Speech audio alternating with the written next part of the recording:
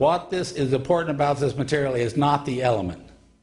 What is important about this material is the resonance frequencies that come off of it.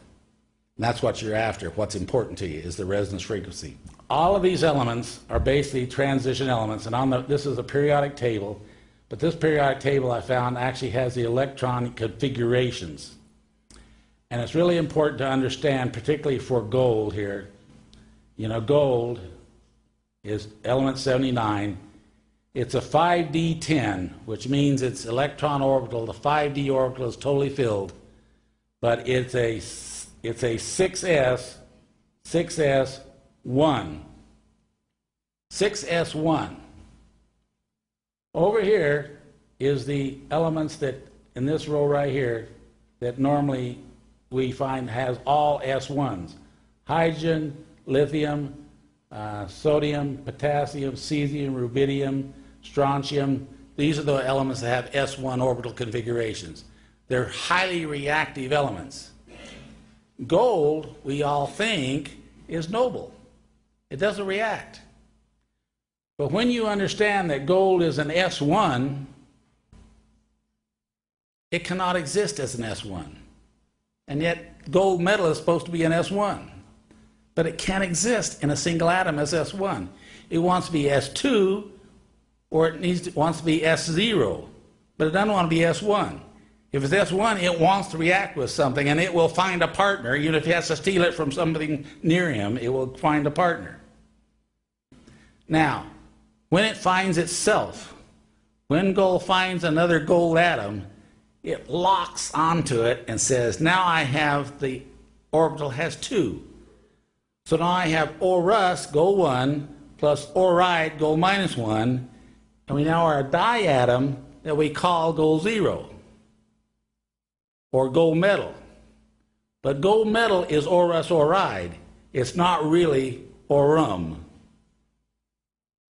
Okay? There's no such thing as ORUM. Gold metal is ORUS, ORide. It's not ORUM. Okay? Everything is fine. 2 atoms, 3 atoms, 5 atoms, 50 atoms, 1,000 atoms, doesn't make any difference. It's all ORUM. It reduces to gold 3, gold 1, gold 0. But when you have one atom, it doesn't work this way. One atom, this naked little single atom, it's gold 3, gold 1, and then gold minus 1. Because it can't be gold 0. It has to have an extra electron, or it has not have that extra electron. So it gives it up. So it can't be gold 0. A single atom cannot be gold 0. So in the published literature, there actually are people written papers about how you produce gold ORide. Gold minus 1. What you do is what Barry Cotter calls a sodium burn. You take metallic sodium, you pull it up out of the oil where they keep it so it won't oxidize. You cut part of the sodium off, you put it in a zirconium or you put it in porcelain crucible, and you heat it till it melts. Then with the molten sodium, you put metallic gold in there, and it literally dissolves and goes into the melt. Now, the gold-gold bonds become sodium-gold bonds in the melt. Then the sodium gold can be taken out and hydrolyzed with water, and it becomes the hydroxide. Now you can acidify it, and you now have sodium gold chloride. If you strongly acidify it, you become hydrogen gold chloride. If you reduce it, it becomes gold 3, gold 1, gold minus 1. Does it look different? Well, you know that the single atom of gold is green as a chloride. Now that is conspicuously different than all the metallurgists in all the world think that gold chloride is kind of an orangey red color. Monatomic gold is forest green. And you reduce it, it becomes clear as an ORide. Now an ORide is just like bromide, iodide, chloride. It's a halogen. It's ORide. It's a halogen. Can you imagine melting a halogen in your furnace? You're going to put chlorine in and melt it to a glob and make jewelry out of it? Ain't going to happen. As soon as you start warming it, it's gone. You try to put monatomic gold in there and heat it in the furnace, and it goes right out the furnace. It's not there. And people in the electronics industry are following this very closely now, and they're aware of this, that gold, because of electronic configuration, cannot be gold zero unless it has gold-gold bonds. And when it's a monatomic material, it doesn't want to form a bond once you reduce it. Once you anneal it and it goes white, it will not react with anything at all. The white powder of pure gold will not dissolve in aqua regia, which dissolves metallic gold, but it won't dissolve the white powder gold. It won't dissolve in nitric, sulfuric, perchloric, any acids. It won't dissolve in bases. It won't dissolve in caustic. It will dissolve, however, in a sodium fusion. So if you want to take monatomic white powder gold back to yellow gold, it has to go through a sodium fusion, acidification, then a reaggregation, a precipitation of the sulfide, drying of the sulfide, and then reduction of the sulfide to the metal. But it can't just, it has to be physically brought together, glued together, and then reduced to the metal.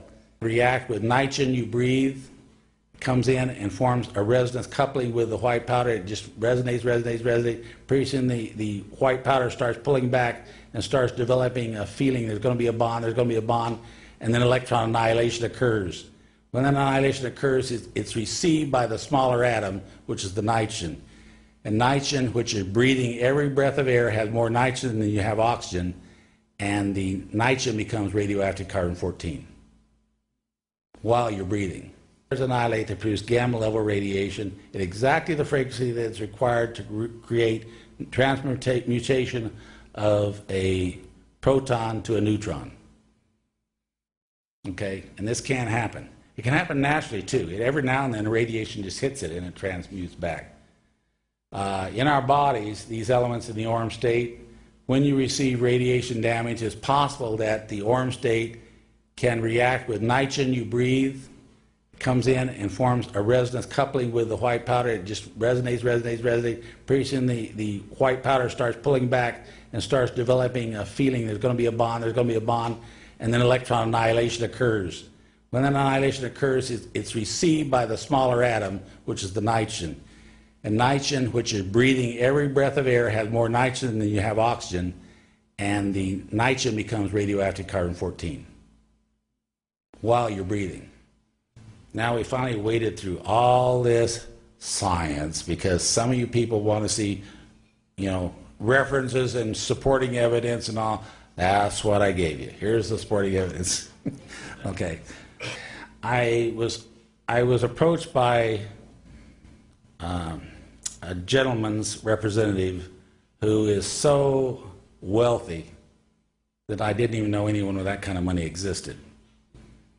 I mean, he makes Gates look like a pauper. I mean, this is heavy-duty money, and I haven't even heard of the guy. Anyway, he's on the other side of the world, and they handed me, $300,000, said, pay all your obligations, pay your EPA, get rid of them. We want to work with you over in the other part of the world. He says, we will give you all the money you need to do the work. We'll build another plant over here in the other part of the world, all brand new. We'll put it into operation, and you make the ore, you pulverize it, ship it overseas to us, and then we'll do the refining and processing over here. Their specialization, the people we were working with were all medical people, okay? And their goal, their object was to create a cure for HIV in Africa at no charge. Now, this is really a philanthropic gentleman that really was the head of the whole thing. And very seldom you find this kind of money controlled by one single man. Over here, it's always big, huge corporations or something, but this was one man that directed everything. And, I decided, this is going to be really interesting to do.